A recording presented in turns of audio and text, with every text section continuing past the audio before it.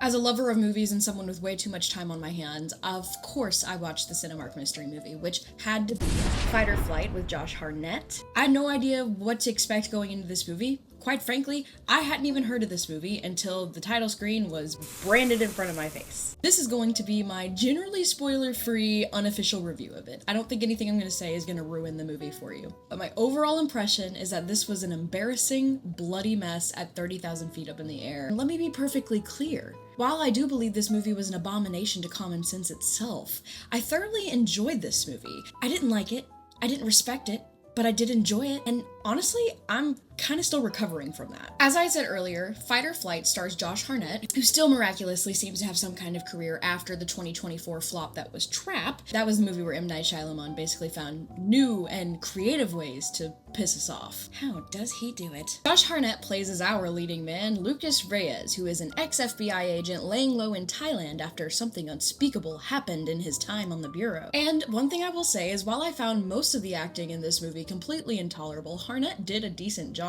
and sometimes saved the entire film, which is, you know, he did an okay job with what the writers gave him. Lucas is suddenly dragged back into the action by his former boss, played by a dead-eyed Katie Sackhoff, who you might vaguely remember from The Mandalorian. She begs him to retrieve a rogue hacker by the name of Ghost, who happens to be in Bangkok at the time. Ghost has already taken out the entire Thailand special ops team, so it's up to just this drunk guy to bring Ghost down. Ghost is a digital anarchist that is responsible for financially nuking hundreds of Fortune 500 companies. The good news is that Lucas's job should be fairly easy because the target has already been located and they are on their way onto a plane right now on the way back to San Francisco. All Lucas Reyes has to do is bring Ghost back alive to the United States. Seems like it should be a fairly straightforward gig. But you know there wouldn't be a movie if it was. You know that something's gonna happen.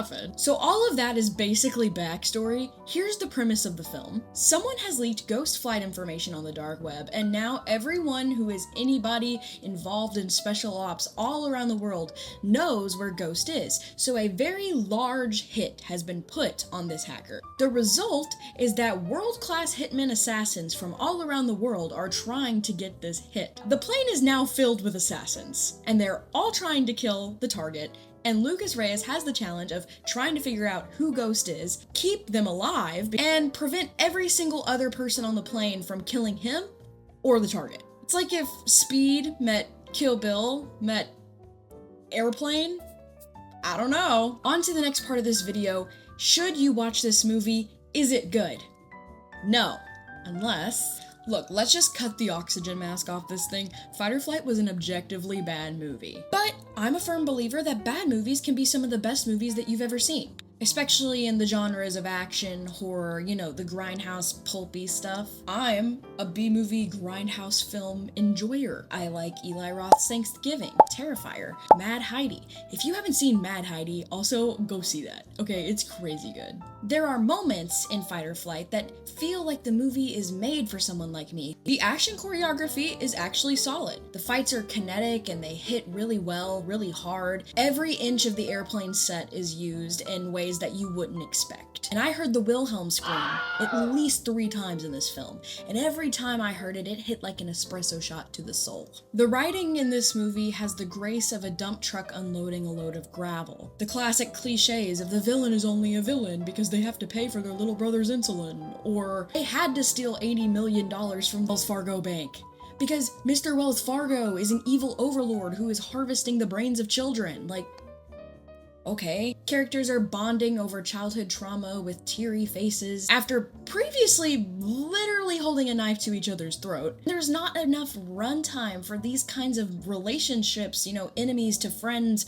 relationships to form because the entire movie is only 90 minutes long. So it just feels really forced. Then outside of the melodrama, there's this like attempt to try to be funny so hard that it just falls short. 2 tough guys in the movie are discussing heist plans, and as they're walking and talking, they come across a group of people doing a guided meditation class, and then out of nowhere, they just say, "Young people are pussies, I bet they get participation trophies." Which, like, I'm Gen Z. Nobody likes to make fun of Gen Z more than me. But it was so out of place and offbeat, and it didn't make sense contextually. It just seemed kind of like ageist. There's no joke there. Where's the funny? I'm clearly not the only one that felt that way, because this theater for this mystery movie showing had about 20 people in it, and everybody just kind of looked around at each other like, did I miss something? Like, what was the joke there? No one laughed. Not even the boomers in the crowd laughed. I'm gonna say that no one thought it was funny. It's very choppy. It's very inconsistent. And from the perspective of just any movie, I give it like a 6 out of 10, which isn't great. But the only reason it's not worse is because out of enjoyment factor, I enjoyed it about an 8 out of 10. As of now, the film is not released yet, so it only has 15 reviews on Rotten Tomatoes, which have somehow miraculously given it an 88%. So that tells me that most of the critics are being extremely generous. They aren't aware that this movie isn't camp as it thinks it is, or they have blunt force trauma. Most of the praise calls it a surprisingly fun B-movie action adventure with gore, blah blah blah blah blah. It's not well done. There was one critic named Justin Clark who I thought nailed it and said that the tonal shifts caused the movie to fall short of the Looney Tune that it truly wants to be, and I fully agree. This movie had the potential, in my opinion, to be the next camp cult classic, and I'm not even joking. I'm not even kidding you. Even though Trap was a flop in 2024, Josh Hartnett still has that cred of starring in an M. Night Shyamalan movie. I would love for Fight or Flight to be categorized with the rest of those grindhouse type films. It just doesn't commit to the bit of being camp. Out of nowhere, it will randomly just drop a serious, sappy lore drop that's so out of tune with the rest of the movie that it's unintentionally funny. And then it just feels like the movie is getting mad at you for laughing at it. At this point, you're probably thinking that I can't make my mind up whether I liked it or not. Honestly, that is true. Two things can be true. But let's talk semantics here. Fight or Flight really has an identity crisis, and that is what's preventing it from being a decent movie. Camp, at its best, is intentional, and I know I've mentioned Eli Roth's Thanksgiving before, but let's do the callback that movie is from, Tarantino's Grindhouse, Death Becomes Her, Megan, and again, Mad Heidi. Can't recommend it enough. It is exaggerated, self-aware, and knowingly absurd. It winks as it pulls the rug out from you. It is the Wile E. Coyote of the movie genre, and that's what makes it so charming. B-movies, on the other hand, lack the self-awareness to become camp. They're low-budget, trope-ridden, and earnest to a fault. It feels like the kind of acting that is a dramatic reenactment of something that happened on a Dateline episode or a soap opera. It just feels wrong. Fight or Flight wants to be both. It wants to be a B-movie and it wants to be camp, and it can't decide what it wants to be. At some points, it thinks it's a gritty ground action thriller, but it acts like a fever dream of tropes and memery at the same time. The issue is, it never fully commits to the bit of being camp. It'll be turning the absurdity up to an 11, and then denying the fact that it's absurd at the same time. It just feels choppy. At this point, I know I sound like a broken record, okay? That's no secret. But there is one more thing about Fight or Flight that I think could potentially save it, and that is the mid-budget movie is potentially, maybe, sort of, kind of making a comeback. In today's cinematic landscape, dominated by film houses responsible for $250 million IP sausage machines, it's actually refreshing to watch something like Fight or Flight. This was a movie that would have gone straight to DVD in 2007, and you would have found it in the Walmart discount bin, sandwiched between Doom starring The Rock on one side and Smoking Aces 2 on the other. Film lovers on social media have been giving a siren call begging for the return of the mid-budget movie, and I do agree. Not everything needs to be a part of a multiverse. Sometimes you just want to watch 10 hitmen kill each other in a plain bathroom with the inventive use of cutlery. So while Fight or Flight may have messy, inconsistent, clunky writing and laughable acting in some parts, it's also a step in the right direction-ish. It's practical, self-contained, it's not a franchise, it's not riddled with A-list actors, there's not a special collection at Target featured around it, and There's no time travel involved, which in 2025 is kind of a miracle. Looking at you, Marvel. So let's praise Fight or Flight for what deserves praise.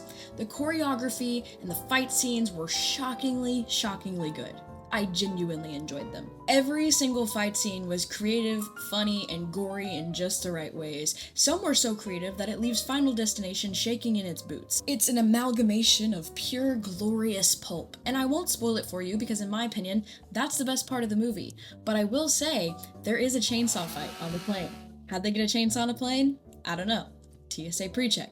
Probably. The movie proudly blasts Leslie Gore's Sunshine, Lollipops, and Rainbows right before depicting a businessman throwing his cell phone on the ground and screaming the most long and committed F-bomb I have ever seen hit the big screen.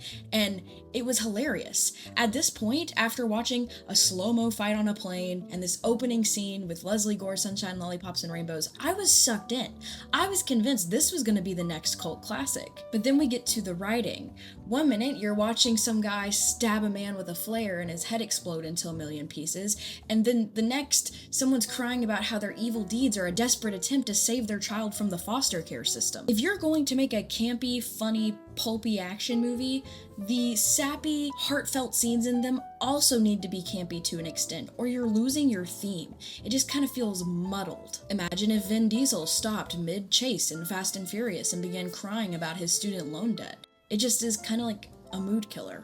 This movie is a blood-splattered mess, and if it knew how silly it was and committed to the campiness, it would be absolutely brilliant, in my opinion. If this review has done anything, I hope it didn't discourage you from watching the movie, especially if you like pulp types of film. If you're in the mood to watch some camp by accident trash with some flair, Fight or Flight is definitely the movie for you, and it does have some definitely noteworthy scenes, in my opinion. It's also one of those movies that's really fun to watch with friends because it's more fun because of its flaws. The dialogue may be painful, but it is laughable. Just not laughing with the movie. Laughing at the movie. The fight scenes are genuinely good, and as someone who went in and watched it completely blind, I did enjoy myself. About an 8 out of 10. And that's pretty high for a movie that I wouldn't have typically sought out to watch. Fight or Flight is the cinematic equivalent to Taco Bell at 2 a.m. after a long night of drinking. You want it so bad. You want it to be good so bad. You go home, you enjoy, you start to regret it, and shit your guts out. But for some reason, you still are gonna want it again tomorrow. TLDR, go watch this movie for the innovative fight scenes if you love pulp film. Maybe just ignore the writing, because the emotional beats are a little bit turbulent. See what I did there. My name is Melody, this is my channel, it's called Melody Ever After. If you liked this video or agree with me or disagree with me, please leave a comment in the comment section. Again, I'm not trying to bash anyone who loved this movie. I also did like this movie a lot. I just felt like it could have been better. If you're still here, thank you. You get a big hand heart kisses from me. And since you're still here, maybe I'll catch you in the next one. Until next time.